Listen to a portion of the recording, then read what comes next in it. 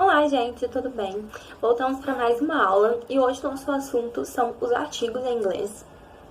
Assim como no inglês, assim como no português, os artigos em inglês também são classificados como definidos e indefinidos. Em português nós temos um, uma, uns, a, o. Então nós temos, por exemplo, os artigos definidos para falar algo que nós temos certeza. Por exemplo, esta é a menina que eu vi ontem. Então essa não é uma menina qualquer. Ela não é uma menina que eu não conheço. Esta é a menina.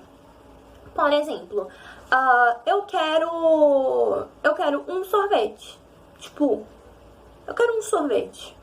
Não sei qual sorvete. Ou eu posso falar, eu quero o sorvete de morango, que é o sorvete definido de morango. No inglês, possui a mesma questão de artigos definidos ou indefinidos. O artigo definido no inglês é o the, que no português pode ser substituído por o, a, os, as. E os artigos indefinidos são a e an, que no português pode ser um e uma.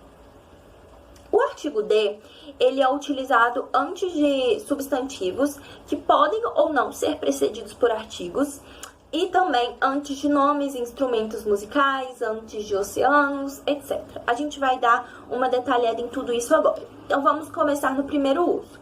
Então, é utilizado, no caso, antes de substantivos que podem ser precedidos ou não por adjetivos. Por exemplo, the girl, or the pretty girl, or the tall girl, the handsome boy. Então pode ser the boy or the handsome boy. Não tem problema ter um adjetivo ali no meio.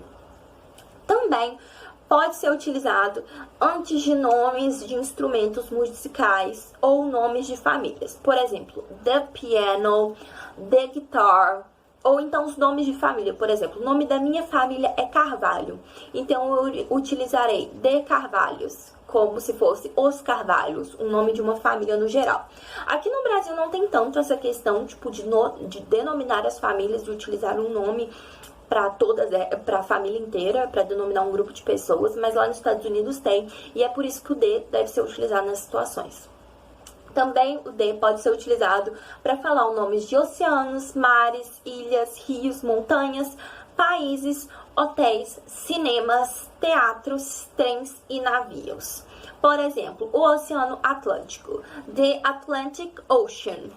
Ou, por exemplo, um nome de um país, the United States. O nome de uma ilha, the Hawaii. O nome de um rio, the Nilo. Nome de uma montanha, the Everest. O nome de um hotel, the Five Stations, the Five Seasons.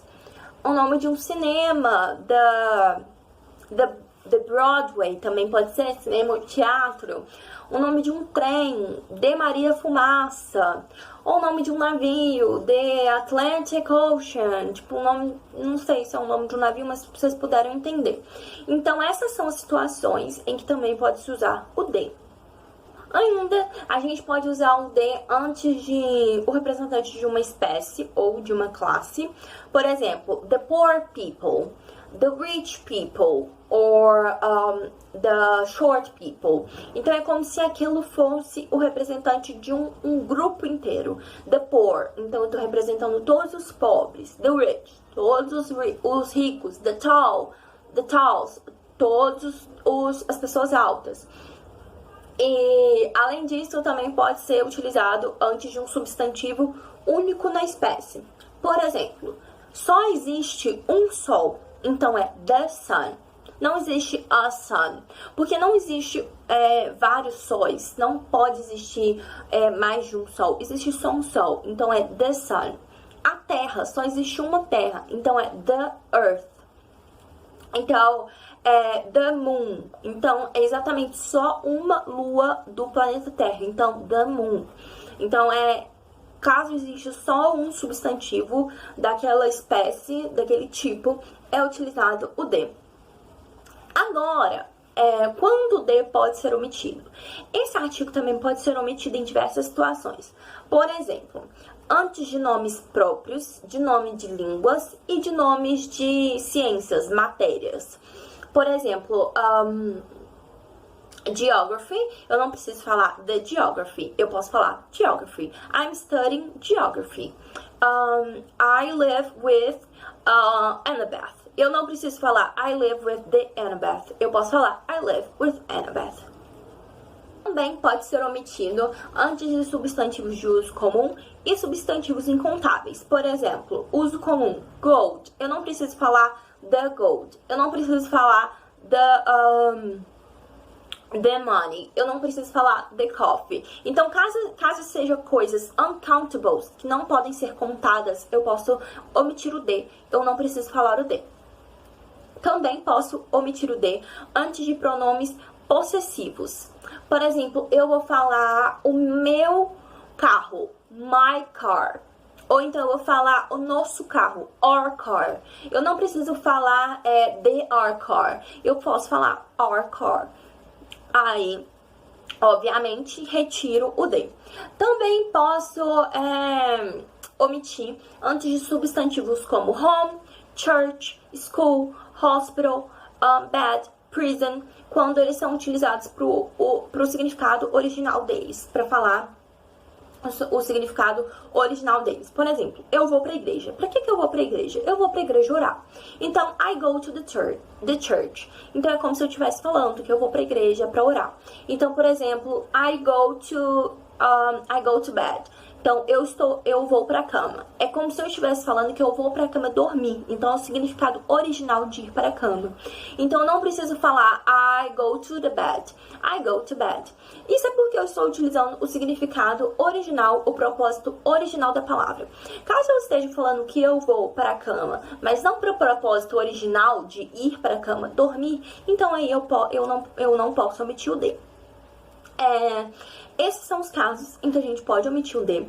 E agora a gente vai falar sobre os adjetivos que são indeterminados, que é o a e o an.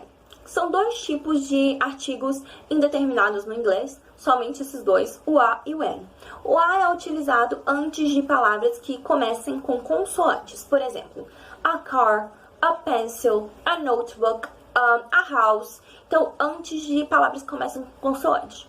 Já o an é utilizado antes de palavras que começam com vogais. Então, an eraser, an umbrella, an apple. Então, sempre que a palavra começar com vogais, a, e, i, o, u, eu vou utilizar o an.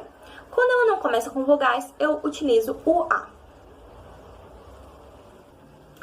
Porém, gente, é muito importante mencionar que o quê? Não é essa regra não é tão simples. Poderia ser tão simples. Quando a palavra começa com consoante, usa o a. Quando a palavra começa com vogal, usa o an.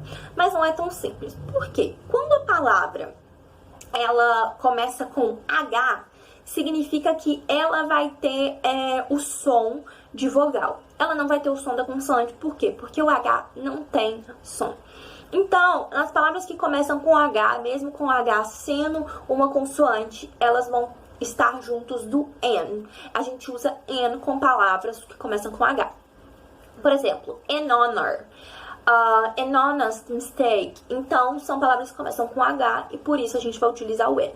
Também temos essa situação de exceção em palavras que começam com vogais, que juntas fazem o som de uma consoante. Por exemplo, e u, que fazem o som de Y, de U. Por exemplo,